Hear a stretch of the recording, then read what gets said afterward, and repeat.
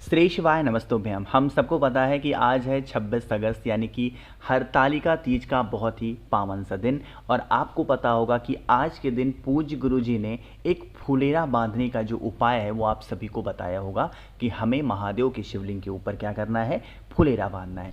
और इसी उपलक्ष्य में आज हम सभी को फुलेरा दीपक अपने घर पे लगाना है, जिससे हमारी फैमिली में, परिवार में किसी भी रूप में कैसा भी, खासकर लड़ाई झगड़े तो घर में कभी भी ना हो, परिवार में खुशियाँ बरकरार रहें, है ना। इसी की बात हम लोग करने जा रहे हैं। सबसे पहले थोड़ा सा नियम समझ लो, क्योंकि आज के दिन बहुत स्पेशल है, बहुत ही प्यारा है, तो आपको सारी चीज़ों को ध्यान देना है। सबसे पहले स्क्रीन पर आप लोगों को एक फुलेरा दिखाई दे रहा होगा। कुछ इस प्रकार से भी आप बहुत इजी वे में फुलेरा महादेव के शिवलिंग के ऊपर बांध सकते हो। ये चीज़ें आपको पता होंगी, पहली चीज़। दूसरी चीज़, आप लोग चाहो तो इस उपाय को अपने घर पे भी कर सकते हो, लेकिन घर पे आप तभी कर सकते हो जब आपने अपने घर पे महादेव के शिवलिंग के ऊपर फुलेरा बांधा होगा। अगर घर पे नहीं बांधा है, घर के पास में कोई छोटा मोटा मंदिर है, वहाँ पे बंधा हुआ है, जिस मंदिर में फुलेरा बंधा है या जिस स्थान पर किसी के घर पे, किसी के यहाँ फुलेरा बंधा है, तो ही आप इस दीपक को आज लगा सकते हो। ठीक है ना।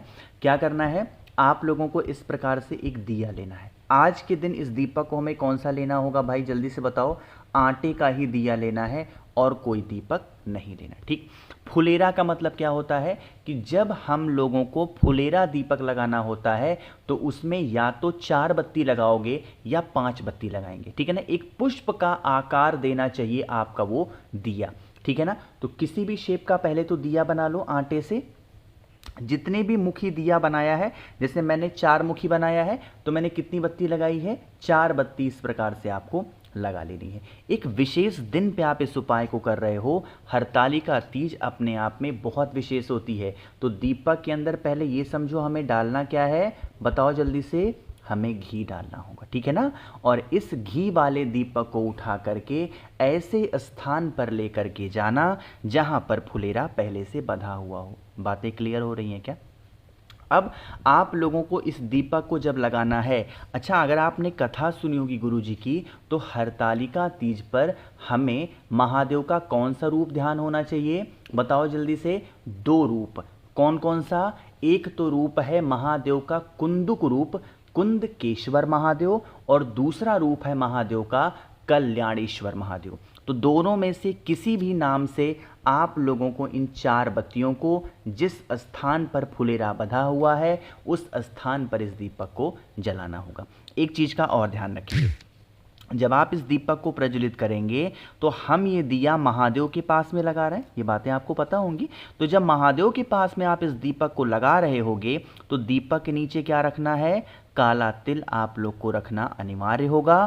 काला तिल रखने के बाद में तब जा कर के दिया लगाना, और थोड़ा सा काला तिल और लेना या चावल का दाना लेना, अपने परिवार का नाम और गोत्र बोल के जलते हुए दीपक के अंदर अगर आप डाल देते हो तो इससे परिवार में, कुटुंब में आपके कभी भी किसी भी रूप में कैसे भी कोई भी संकट, कोई भी समस्या, कोई भी तकलीफ़ें नहीं आती हैं। परिवार में बहुत सारी खुशियाँ रहती हैं ना। करिएगा ज़रूर भाई। तो पहला उपाय आप लोग को समझ में आ गया होगा। आगे बढ़ते हैं इस वीडियो के दूसरे उपाय की तरफ। यहाँ पर आप लोग को दिखाई दे रहा होगा एक आम का पत्ता। बातें करते हैं इस उपाय के बेनिफिट क्या हैं। जैसे आपके घर परिवार में कष्ट बहुत ज़्यादा हो, बहुत ही ज़्यादा कष्ट हो, जैसे कष्ट धन को लेके हो, कष्ट व्यापार को लेके हो, कष्ट नौकरी को लेके हो, कष्ट इज्जत को लेके हो, या फिर कष्ट किसी भी रूप में आपके घर में प्रवेश कर चुका है, जिससे आपके परिवार में संकट ही संकट है, परेशानियां ही परेशानियां हैं, तो आप लोगों को 5 पत्ते लेने हैं। ध्यान रखिएगा, ये वो वाले 5 पत्ते वाला उपाय नहीं है, ठीक है ना, जो हम लोग करते हैं, ये दूसरा उपाय है। इसके लिए आप लोगों को 5 आम के पत्ते लेने हैं। एक ही वृक्ष के कोई भी 5 पत्ते लेना। अगर आम का पत्ता मिल जाता है तो सबसे अच्छा माना गया है हरतालिका तीज पे। देखो वैसे तो नियम ये होता है हरी चीज़ों का, क्या होता है नियम इस उपाय का, कोई भी 5 हरी चीज़। अब हरी चीज़ 5 कहाँ से लाओगे, नहीं ला सकते हो ना, इसीलिए पत्तों की बात की गई है। और हरी चीज़ों में, हरे पत्तों में सर्वोपरि माना गया है आम का पत्ता। ठीक है ना। ईजिली अवेलेबल है हर जगह। मुझे उम्मीद है कि हर जगह मिल सकता है आम का पत्ता, अगर आप खोजोगे। जब भी टाइम मिलता है आज हरतालिका तीज पे, सुबह से लेकर के रात तक के टाइम पे आप ले सकते हो, ठीक है ना।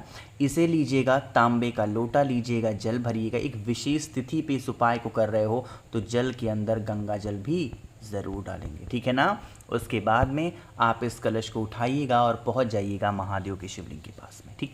यहाँ पर पहुंच के इस उपाय का नियम ये होगा कि हम लोगों को पहले महादेव के शिवलिंग के ऊपर क्या करना है, पहले आप लोगों को एक शहद लेना है, थोड़ा सा, बहुत ज़्यादा नहीं। शहद का लेपन अच्छे तरीके से पहले महादेव के शिवलिंग के ऊपर कर देना, जैसे कर सकते हो, ठीक है ना।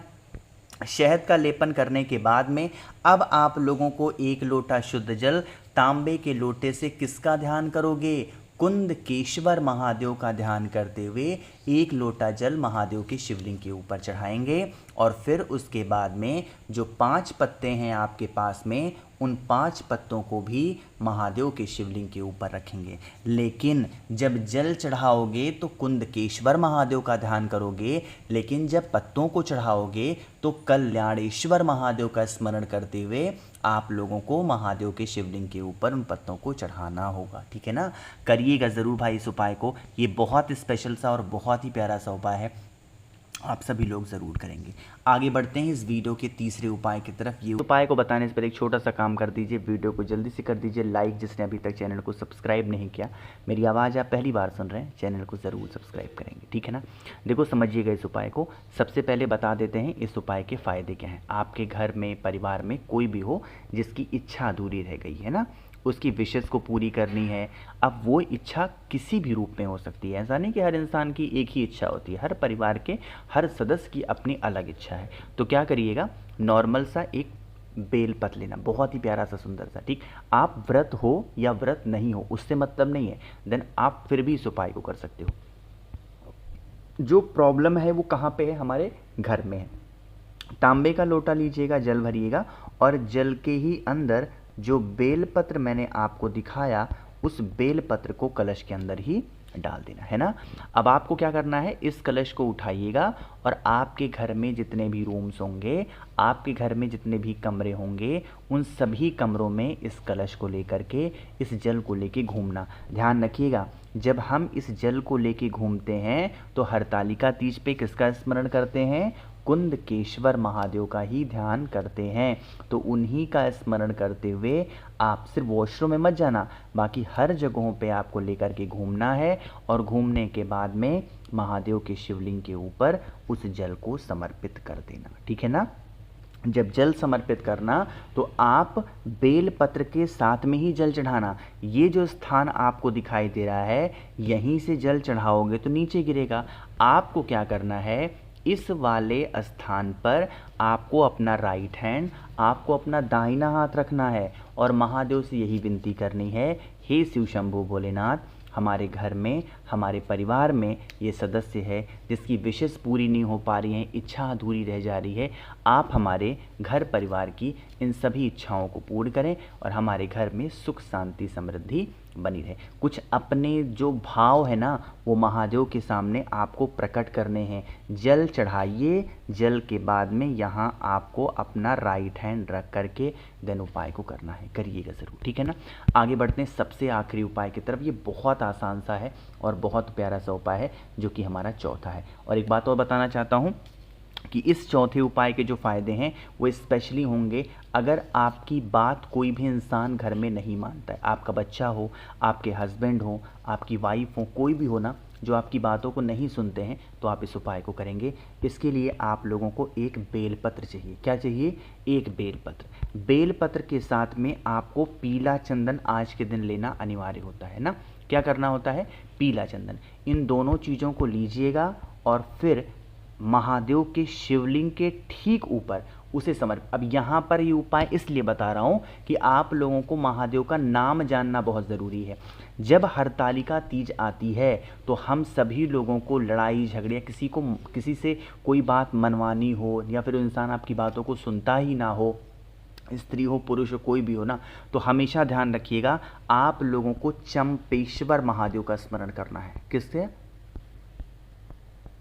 चंपेश्वर महादेव। करिएगा इस उपाय को, आपके घर में कभी प्रॉब्लम नहीं आ सकती है। बाकी मैंने कोशिश की है आप सभी को सब कुछ बड़ी विस्तार से बताने की। वीडियो पसंद आई हो तो लाइक करिएगा, कुछ पूछना है नीचे कमेंट सेक्शन में पूछें, और मेरे जितने भी भाई बहन आवाज़ पहली बार सुन रहे हैं चैनल को ज़रूर सब्सक्राइब करेंगे। श्री शिवाय नमस्तुभ्यम।